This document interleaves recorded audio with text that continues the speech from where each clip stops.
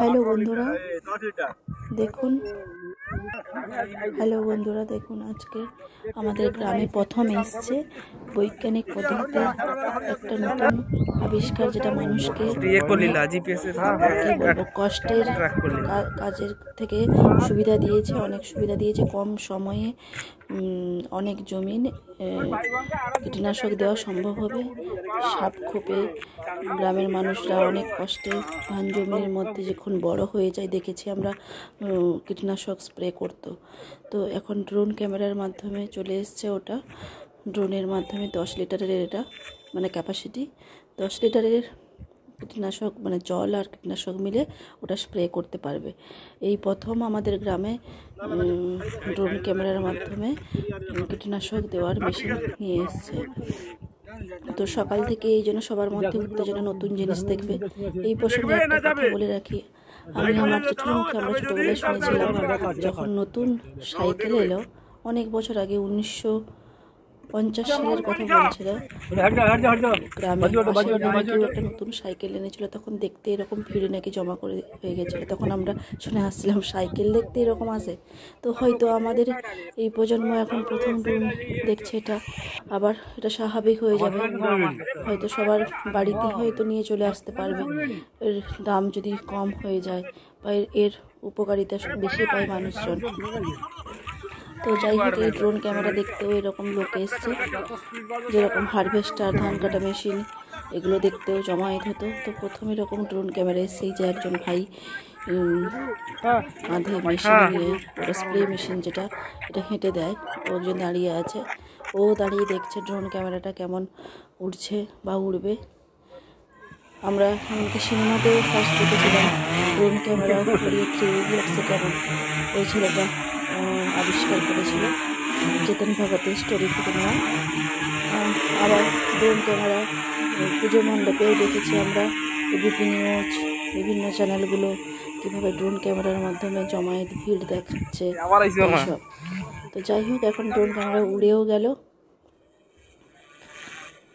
এই জমিতে দেওয়া হচ্ছে কীটনাশক, দেখুন কেমন করে করছে। ওটা ওই যিনি এসছেন মনে হয় উনি কন্ট্রোল করছেন। ওই বক্সের মধ্যে কীটনাশক এবং তার পরিমাণ মতো জল দিয়ে দেওয়া হয়েছে। এবার উনি কন্ট্রোল করে পুরো মাঠটা বা জমিটা এরকম তিনি স্প্রে করছেন। তো বন্ধুরা, কীটনাশকের উপকারিতা অপকারিতা পড়েছো তোমরা, ক্লাস 5-এও আছে। কীটনাশকের ব্যবহার আগেকার দিনে কীটনাশক আমাদের ব্যবহার করা হতো না, কীটনাশক হিসাবে নিম গাছের পাতা, তেল এইগুলো ব্যবহার করত। সেই সমস্ত চাষের ক্ষেত্রে ফলনও হতো কম, কিন্তু এখন আমরা আধুনিক যুগে পৌঁছে গেছি, ফলন বেশি, মানুষজনের জনসংখ্যা বেশি, তাই আমরা কীটনাশক দিয়ে সার দিচ্ছি। কিন্তু এগুলোর অপকারিতাও তো খুব আছে। বারবার একই জমিতে ধান চাষ করলে তার উর্বর শক্তিটা কমে আসে। মানুষের মধ্যে সচেতনতা বাড়াতে হবে। একই জমিতে বারবার ফসল বৃদ্ধির ফলে ফসল বৃদ্ধিও কমে যাচ্ছে, তাই আমাদের শস্য আবর্তন করা উচিত।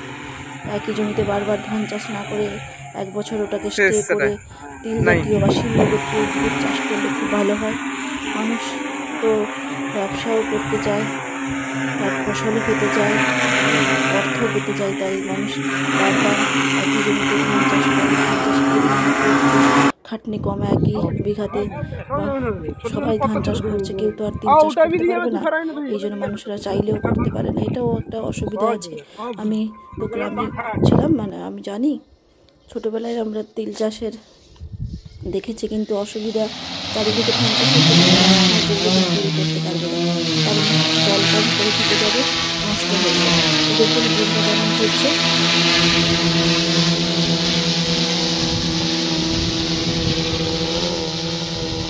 খুব কম সময়ে একটা জমি দেওয়া হয়ে যাবে, কারণ একটা মানুষের পক্ষে এত তাড়াতাড়ি এত দ্রুত ওইখানে যাওয়াও সম্ভব নয়, ওকে সাবধানে যেতেও হয়। আর গ্রামের দিকে এরকম ঝোপ জঙ্গল থাকলে সাপে কাটারও ভয় থাকে। অনেকের এমন দুর্ঘটনাও ঘটেছে, সাপে কেটে অনেকের প্রাণ দিতে হয়েছে। তো হয়তো কেউ মারা যায়নি, কিন্তু সেই হাসপাতালে ভর্তি হতে হয়েছে, অনেক ডায়ালিসিস করা হয়েছে। দেওয়া হয়েছে। এই ধান, এটা মনে হয় লাস্ট বারের কীটনাশক দেওয়া হচ্ছে। ধান তো প্রায় বেরিয়ে এসছে, কিছুদিনের মধ্যে ধান আবার পেকেও যাবে, ধান কাটার সময়ও হয়ে গেল। তো বন্ধুরা, আজকের ভিডিওটা আমার এটাই ছিল। এই ভিডিওটা গ্রাম থেকে আমার দিদির ছেলে শুভঙ্কর পাঠিয়েছে, খুব সুন্দর ভিডিওটা তুলে পাঠিয়েছে। আমার ভাইও কিছুটা অংশ পাঠিয়েছে। তো আপনাদেরকে আমি তুলে ধরলাম ড্রোনের মাধ্যমে চাষে কীটনাশকের ব্যবহার কীভাবে হচ্ছে, ড্রোনের মাধ্যমে কীভাবে কীটনাশক দেওয়া হচ্ছে। এই দেখুন পুরো বনটা আমাদের গ্রামের দেখাও যাচ্ছে। আমাদের জমির কাছেই আমাদের জেঠুদের কীটনাশক দেওয়া হচ্ছে। ওই মাঠ জুড়ে আমাদের এই জমিগুলো পরপরে বাবা কাকা জেঠু এরকম সবারই জমি আছে।